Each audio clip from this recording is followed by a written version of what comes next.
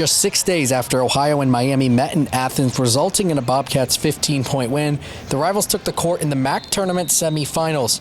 Miami played one of their worst games of the season against Ohio last week, but came out firing in Cleveland. The Redhawks were exploiting their advantage inside, with Amber Treader being a major presence on the glass, and at the first time out of the game, the Redhawks led the rebounding battle 10-2.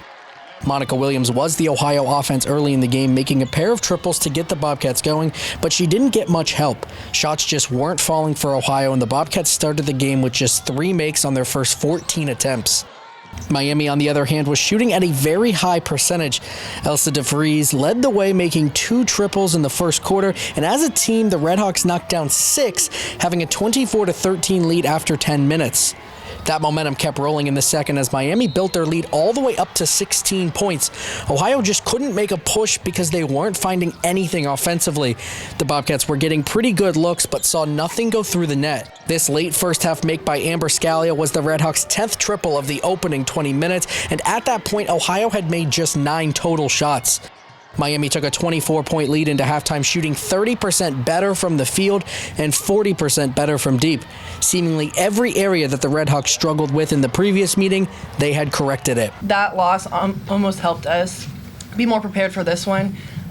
We had a really good film session, I think, where we were really talking. We had players asking questions, coaches really on point about how to execute.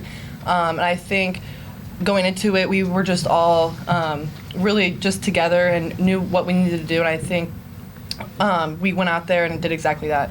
Miami came out in the third quarter, and Scalia made an early 3, keeping the Redhawks going.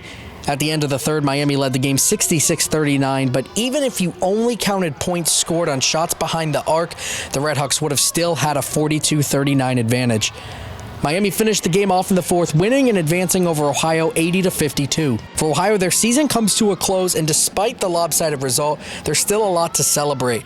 Ohio was picked to finish 10th in the MAC preseason poll, but wound up being one of the final 4 teams remaining in the MAC. Shows us and tells us that we can do it. I think that, as you know, like, we were the underdogs coming in, and just being here today, like, I'm happy in the spot that we are. Of course, it didn't go the way that we wanted it to, but, I mean, we played a great season, and I mean, we're ready for the next one. We'll be back here next season, and we're ready to work still. For Bobcat Showcase, I'm Andrew Bowlby in Cleveland.